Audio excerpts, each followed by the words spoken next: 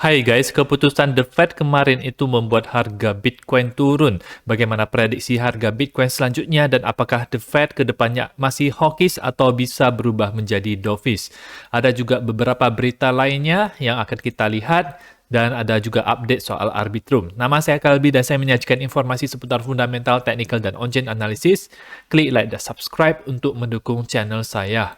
Kita akan lihat dulu untuk berita terbaru dari FOMC meeting kemarin dini hari jam 2, di mana The Fed memutuskan untuk menaikkan suku bunga sebesar 25 basis point sesuai dengan prediksi daripada pasar sendiri. Kemarin ada ekspektasi kenaikan suku bunga, itu mayoritasnya menebak bahwa The Fed akan menaikkan 25 basis point.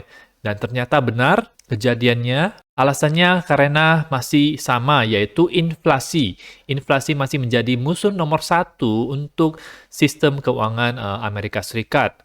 Mereka komit bahwa mereka akan menaikkan suku bunga lagi nanti, jadi kemungkinan bisa naik lagi 25 basis point. Itu kedepannya akan ada FOMC meeting di bulan Mei ya teman-teman. Dan The Fed juga menegaskan kalau tidak ada pengurangan suku bunga di tahun 2023 ya teman-teman. Jadi kita ekspektasi terbaiknya adalah hanya akan stay flat saja setelah Jerome Powell selesai menaikkan suku bunganya. 0 BPS, 0 BPS itu adalah ekspektasi terbaik kita, tetapi menurut saya itu adalah awal bahwa semua ini akan bisa bullish.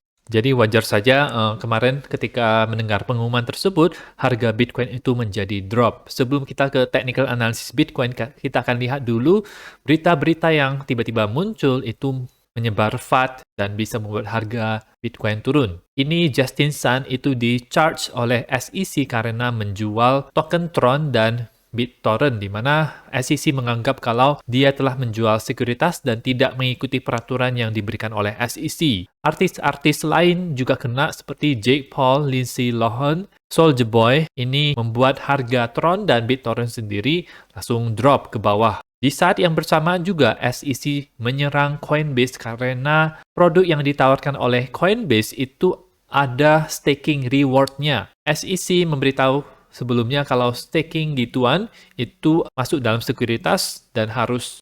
Tetapi Brian Armstrong sendiri, CEO daripada Coinbase, itu mengatakan kalau staking bukan sekuritas. Tetapi sekarang dia sudah kena. Coinbase menerima Wells Notice dari SEC yang terfokus di staking dan listing aset. Jadi masih masalah sekuritas ya teman-teman. Sekarang kena ke Coinbase. Sebelumnya kena ke Paxos yang membuat BUSD. Biasanya Wells Notice ini itu mendahului aksi penegakan hukum. Jadi semacam peringatan kepada Coinbase untuk mengurusin masalah staking dan asetnya. Mungkin kita bisa melihat Coinbase itu membayar denda, bisa saja seperti apa yang dilakukan oleh Kraken sebelumnya. Mereka membayar denda kalau tidak salah 30 juta dolar, jumlah yang sangat besar sekali. Yang pastinya Coinbase menurut saya pasti akan melakukan upaya apapun untuk bisa lepas daripada SEC ini. Nah, alasan-alasan itulah yang membuat harga Bitcoin itu jadi turun dan ada beberapa altcoin juga ya teman-teman. Di mana utamanya itu dari kenaikan suku bunga 25 basis point tersebut. Kalau kita lihat dari daily chart-nya ini, turun ke bawah ya teman-teman, close merah, dari atas sampai bawah. Hari ini dimulai dengan sedikit kenaikan. Daily RSI dan MACD-nya itu masih bullish ya, di atas 50 dan MACD-nya juga masih bullish. Tetapi di time frame rendahnya seperti di time frame 4 jam, itu sudah kelihatan bearish. Dimulai dengan adanya bearish divergence yang saya sebutkan di beberapa hari yang lalu. Sekarang sudah mulai ada pergerakan yang cukup kencang ke bawah, yang cukup impulsif kelihatannya. Dan RSI juga sekarang di bawah 50 ya teman-teman. Dimana batas 50 ini kalau di atas 50 bullish, di bawah 50 itu bearish. Lagi retest daerah 50 ini setelah dia sempat breakdown ke 42 dan retest 50. MACD mengarah ke bawah dan dalam posisi merah-merah seperti ini. Jadi dari indikator time frame yang rendahnya itu bearish. Target untuk koreksinya itu 26.800 tercapai. Selanjutnya kita akan lihat pola apa yang terbentuk di time frame rendahnya. Apakah itu pola yang korektif atau impulsif? Kalau misalnya ketika dia melakukan kenaikan ini tampaknya sih korektif karena yang cepat itu adalah yang turunnya, tetapi naiknya itu tidak seberapa. Jadi kita akan lihat kemungkinan besar dia akan masih melakukan penurunan. Ada support yang kuat di daerah 25.200 ini. 25.200 itu adalah high sebelumnya yang ada di bulan Februari dan juga November ya teman-teman. Jadi 25.000 itu cukup penting ininya. Kalau misalnya kita gagal bertahan di atas 25.000, mungkin karena ada news atau FUD yang beredar, itu maka kita bisa ke daerah 24.000 dan dekat dengan daerah sini ya. Saya akan update terus, kita akan melihat apa yang menjadi pola selanjutnya untuk harga Bitcoin. Berita bullish untuk adopsi kripto di mana Telegram mengumumkan bahwa sekarang bisa kirim USDT TRC20 kepada kontak Telegram kita. Saya belum coba sebenarnya, tapi kita bisa mengirimkan USDT melalui chat. Sungguh merupakan inovasi yang baik menurut saya untuk Telegram. Telegram dulu sempat ada mau bikin koinnya itu, tetapi dihadang oleh SEC sendiri di tahun 2020 ini, diabaikan, ditinggalkan karena dianggap ilegal. Tapi sekarang dia sudah bisa menggunakan USDT untuk transfer di dalam aplikasi chatting tersebut. Saya yakin aplikasi messaging yang lain pasti akan merasa tanda kutip ketinggalan dan pasti akan berpikir dengan keras apakah mereka mau melaunching hal yang seperti ini, khususnya perusahaan Meta yang memiliki WhatsApp dan Messenger dan Instagram juga bisa ya teman-teman. Bullish untuk adopsi kripto ke depannya, kita masih belum melihat adopsi kripto massal yang terjadi ya. Dan ada berita buruk juga ini di mana ada ATM Bitcoin yang dihack oleh hacker, diambil sebesar 1,5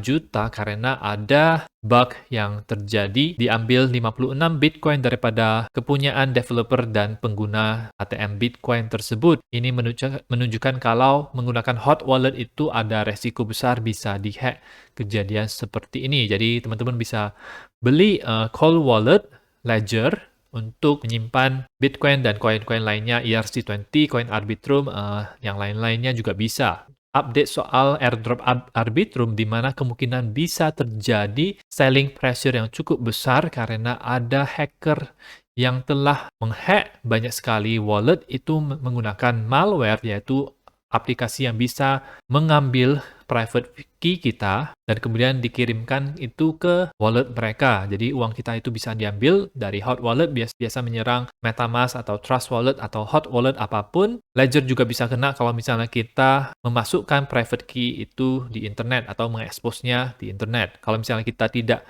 memasukkan private key di internet, kita hanya menggunakannya lewat ledgernya saja, maka itu tidak bisa kena hack ya. Nah, ada 625.000 alamat yang akan menerima 1,16 miliar token Arbitrum ini, di mana kelihatan kalau ada 1.660 wallet yang mendapatkan sejumlah kecil ETH yang nantinya itu bisa diklaim oleh segrup atau seorang hacker tersebut. Biasanya hacker pasti akan menjual langsung take profit, langsung di cash out supaya bisa menjadi uang beneran. Jadi ini bisa memberikan selling pressure, kemungkinan besar akan memuncak dulu, menukik ke atas, habis itu kemudian ke bawah. Nah, kalau misalnya teman-teman mau beli, ya teman-teman tunggu seminggu, 2 minggu dulu baru beli token Arbitrumnya, biasanya itu lebih rendah dibandingkan dengan pas listing. Di mana saja kita bisa beli Arbitrum di listing di banyak sekali exchange besar, Binance, KuCoin, Bybit, OKX, exchange besar,